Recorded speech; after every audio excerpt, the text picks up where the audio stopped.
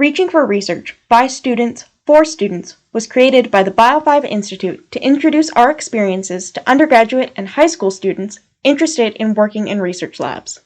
Listen as our guests describe their path to STEM and their current work, so you too might join a lab and discover more within the world of science. Thank you for joining us for this episode of Reaching for Research by Students for Students. My name is Jordan Pilch, and I am a senior here at the University of Arizona, studying microbiology and molecular and cellular biology, and I work at the BIO5 Institute as a public affairs student assistant. Today, we welcome McGraw, a junior, also here at the University of Arizona. Thank you so much for joining us. Do you want to do a little bit of an introduction for yourself?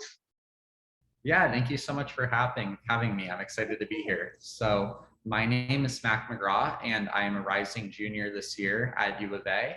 I am currently double majoring in physiology and molecular and cellular biology with a minor in health and human values. I love it. Another MCB person. Yeah. I always love when people double major, just kind of because I'm a double major myself. Gotcha. All right. So to get us started, our first question is, what has been your journey through STEM and how did you get into your current research position? Yeah, it's a great question. So my journey through STEM actually starts all the way back in 2004 when I was 4 years old, which sounds kind of weird, but let me explain. So when I was 4 years old, I was diagnosed with type 1 diabetes. And at You're a type 1 diabetic? Yep. I'm a type 1 diabetic. Wait, no way. No, literally, I'm pulling out my insulin pump right now. Okay, yeah, because I have my tandem right here. That is so funny. That is so cool. Wow. Oh my gosh, so you were diagnosed at 4 years old? Yeah, how about you? I was diagnosed at 1.5 years old. Okay, you beat me. You beat me by a few years. Just by a few years. Oh my gosh. That is so cool. Sorry, I'm super excited about this. No, yeah, wow, that is awesome. It's so always cool. great seeing another type 1. That is so cool. I know, it's so difficult sometimes because it's more of like an invisible disability. So you can't tell when you're just looking at someone like, oh, we have no idea whether or not they have type 1 diabetes. Yep. That was so interesting. Yeah, the only time I can tell, it's one of two things. One, they have like a Dexcom or something, on the back of their arm, or you see the pump tubing coming out of someone's pocket. But other than that, yeah, you have no idea. Oh my gosh. So how did being a type 1 diabetic kind of lead into this realm of STEM for you? Yeah, great question. So like I said, so when I was 4 years old, I was diagnosed with type 1. And, at the time being for all of the needles everywhere and insulin shots and trying to manage your blood sugar and, having a birthday cake and figuring out if you can really have it and how to dose, it's really confusing and it's kind of overwhelming, right? Oh, yeah. So I got involved with the Juvenile Diabetes Research Foundation, and they had what's called the Youth Ambassador Program.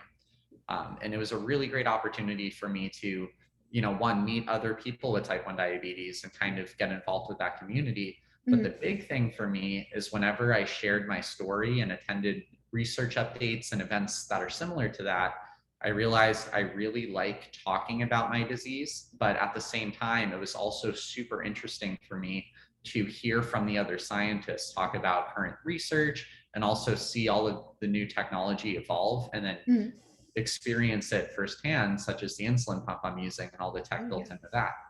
So what happened was around late middle school, I realized, you know what? I think pursuing medicine and research would be really interesting because I could use my experience with type 1 to help other people. Oh, yeah. And because of that, there was a high school program that I was interested in attending, and it was a 4-year research program. And I decided, let's go for it. And while I was in this program, I realized I really enjoyed research. And I think it's just a really interesting way to learn more about something you're passionate about, but also help a lot of other people in the process. So I went through that program. I attended a research lab for a required internship my senior year of high school. And then that kind of led me on this path that I'm currently in now as an undergraduate at U of A. That's so cool. What is this research program called? So other students that might be heading into high school and might want to look into the program can look it up. Yeah, great question. So it is called Crest, just like the toothpaste, and it stands for the Center for Research and Engineering, Science, and Technology. And it is actually part of Paradise Valley High School, which is in North Phoenix. That's so cool. So is it just localized to those students at those high school, or can other students join it as well? Yeah, so it is part of the Paradise Valley Unified School District. And I think there is a process of making sure you can get in Paradise Valley High School in general. But as long as you're eligible to enroll in Paradise Valley High School, you can apply to the Crest program. And as long as you make it through the application cycle and get accepted, anyone who wants to can apply and become a Crest student. Wonderful. What did you study when you were doing this program? Yeah, so while I was in the Crest program, it's really interesting because your first year, you're actually paired with a group of different people and they're all studying something different. So the three main branches of Crest are bioscience, which I obviously was in, computer science, and then engineering. So the first class you ever have in this program is where you're paired with one bioscience student, one computer science student, and one engineering student. And you just have to, it's very general, but also really complicated at the same time. It's find a problem in the community and solve it. So naturally, we were trying to think of hesitancy and issues with testing your blood sugar and the difficulty involved and how some people don't want to prick their finger all the time. And I'm sure you know what I mean. I know exactly what you mean. Yeah. And obviously, if you are not testing your blood sugar, whether you have type 1 or type 2 diabetes, that's a huge issue because a lot of treatment decisions are based on that. So we 3D printed this clip that attaches to a glucometer to help you test your blood sugar faster. And then the next 3 years of the program, I was more focused on just the science applied to a lab in general. So we learned various things such as PCR and electrophoresis and the more traditional wet lab work that you would use, now as an undergraduate doing research in different labs. Wonderful. That's so cool. I definitely understand what you mean with the hesitancy to go through and check your blood. My continuous glucose monitor is basically the only way that I remember to check my blood because it's just mental block for me. I've actually been background checked and I've had to have my fingerprinting done. And I thought it was really interesting that they had to call in the expert fingerprinter because I have the little scars on the sides of my fingers from all of the testing.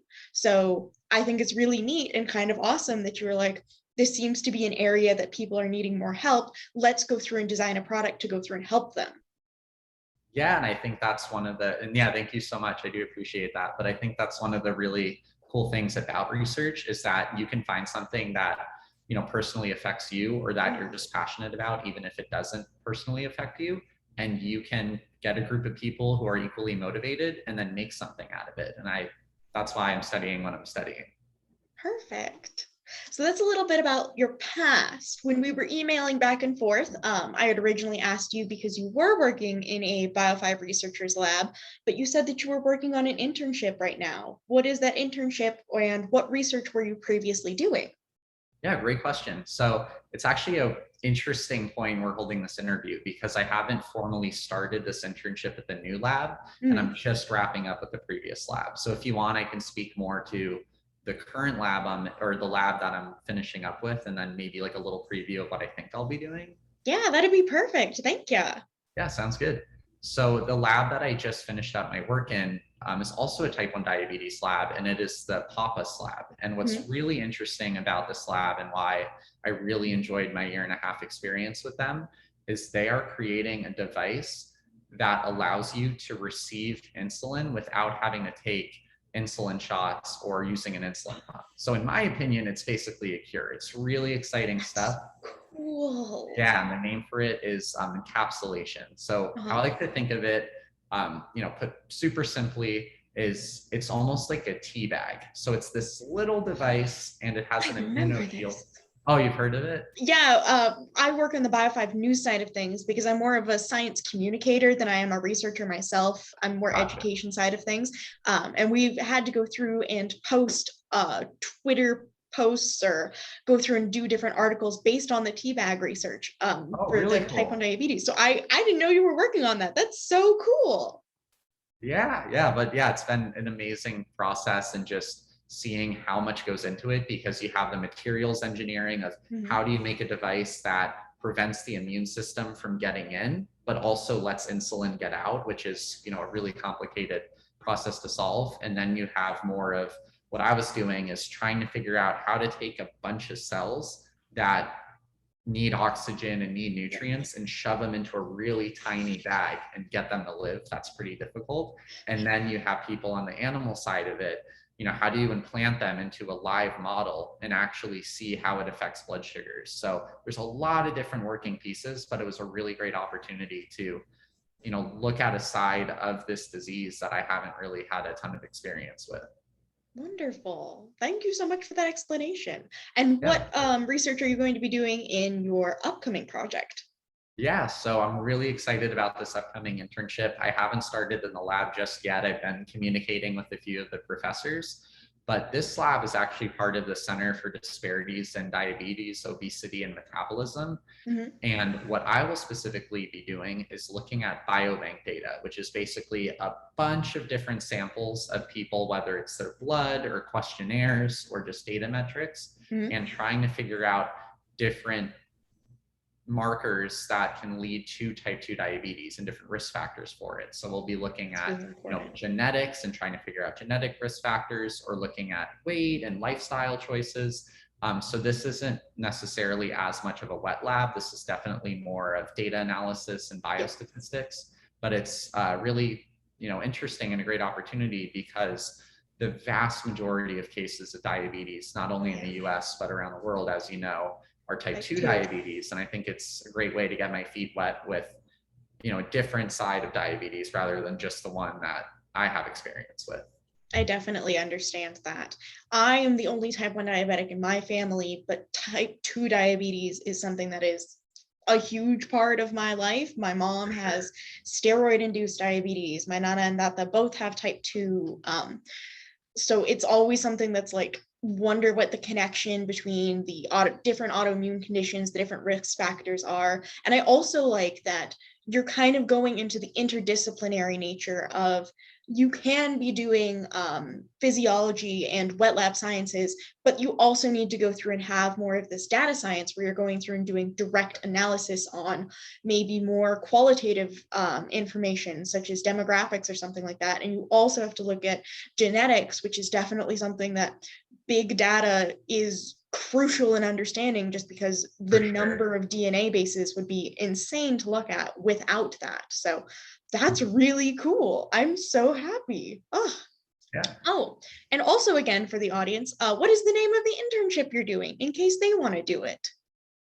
Yeah, it's a great question as well. So this internship is actually part of my minor, which is health and human values. And it's funny you bring up interdisciplinary thinking, because one of the major components of the health and human values minor is interdisciplinary medicine. So instead of just looking at medicine from, a physiology point of view or a molecular and cellular biology point of view, we try to look at medicine using anthropology and sociology, and taking all of these really important aspects of medicine that don't get as much attention as they need, and trying to blend it in with the, hard sciences that you would typically associate with, a pre-med student or pre-research or anything like that. So it's a really great minor. One of the things is it is part of the honors college. So you do have to be in the honors college to do the HHV minor, but it is an amazing opportunity, and the people in the minor are really cool. So I highly recommend it if you are interested in interdisciplinary health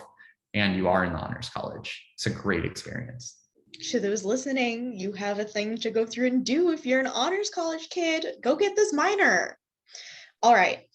Outside of your work in STEM and your work with diabetes, what are some things that keep you passionate and motivated to keep doing research, to keep on exploring your different passions and things like that? Yeah, great question. So outside of my lab, there are a few things I do to, I like to say, just keep myself sane, because the research experience, it's a lot of work. It's great. It's a lot of fun, but there's a lot going on, right? So one thing is, since high school, I have been doing track and field and cross country, and I don't do it now for U of A, but I do enjoy still going on distance runs throughout the week or on the weekend. It's a really great way to kind of clear my head. Oh, And yeah. also, fun fact, exercise can actually reduce your insulin Yep. resistance. So you have higher insulin sensitivity, and it helps when you're diabetic. But also just a great way to go outside, get some fresh air and do some exercise in the meantime. And then when I'm not running, I also really enjoy music and music production. So I am not good by any means, but I think it's really interesting to see just how much of modern music is made, just using a laptop or just using a computer. And it's really cool to kind of see how that process works out and try to, dabble with it myself. For sure. One thing that I will point out, though, is you definitely don't have to be good at music to go through and have it be a passion and to be an amateur at it. The original meaning of amateur is just someone who does it for love. And I think that that's a fantastic thing. I did choir for 8 years, and that has absolutely nothing to do with my current research or work in any way, but singing is something that always keeps me super passionate. So I 100% respect the hustle of, I'm just going to make music because I think it's fun. What kind of music do you like to make? Yes, great question. So it's a mix of everything. So one time I would do more like pop style music, another time EDM, another time hip hop. And then one time when I was very bored, I tried to make I'm sure a lot of you have heard of that lo-fi study music where it's kind of muted and it's more of the, not necessarily the highs and mids, but it's more focused on the lows. So I tried working with that a little bit too, but it's, like you said, it's something where you don't necessarily have to be the best in the world at it, as long as you enjoy it. And I do, I'm going to keep pursuing it. Good. I'm so glad. All right. I have one final question. What is one piece of advice that you would give your 16-year-old self? And what advice would you give someone who is also wanting to join research soon? Yeah, it's a great question. So I know it's simple, but I will say this to anybody. Just don't overthink anything and don't be too focused on the future. Really try to focus on the present. And what I mean by this is really anything in life, but especially when you're doing research, it's really easy to be intimidated by everything going on, especially when you get into a new environment. And I think if you can just realize that it's a learning process, you're going to go into it, there's a lot of different moving components, you're going to get through it, and you just take it day by day. So let's say you are learning a new procedure and you're worried that you're going to get it wrong and you think you messed up how your pipetting technique is working, or they said a specific thing and that's the only thing sticking in your head. I know it's easier said than done, but just try to clear that out. Just take it one step at a time. And I think if I could say that to my 16-year-old self, and my 16-year-old self could understand that, it would really mean a lot, because looking back on my research experience so far, there are a lot of times where, I did mess up an experiment, or I didn't fully understand something that I was trying to explain, or I had a question about a poster that I didn't really know the answer to. And that's okay. The best way to learn is to have these challenges and then be able to look back on them and apply a growth mindset to them. So just try to live in the present. Don't overthink every little detail, and realize that the more you work with it, the better you're going to get over time. I love that. That's Sorry, great. my dog's snoring in the background. I love that. Thank you so much. And thank you to our audience for listening to this episode of Reaching for Research by Students for Students. Thank you again to Mac. Do you have any final comments that you want to make? Yeah, I just want to say thank you so much for giving me the opportunity to come on. And to everybody who is watching, I just want to let you know, I know that the research process can be intimidating, and finding a lab and joining for the first time and learning all the procedures. And I just want you to know it's intimidating for everyone. So even when you're seeing people who are very successful and they were in a ton of labs and they had a paper published, just know they felt just as intimidated as you did. And I can definitely say that myself. So just enjoy the process. And thank you so much for taking the time to listen to me. Of course, you have a wonderful story, and I'm so glad that the audience gets to hear this. Thank you once again, and I hope you have a wonderful rest of your day. Thank you so much for listening to this episode of Reaching for Research. This one was really fun for me to go through and record. I loved getting to talk with Mac. He talked a lot about getting involved with research with your community. So reach out to somebody in your school district, at your community, state, or private college, just to go through and start getting involved in research. And as always, we can't wait to see where you go in the world of research.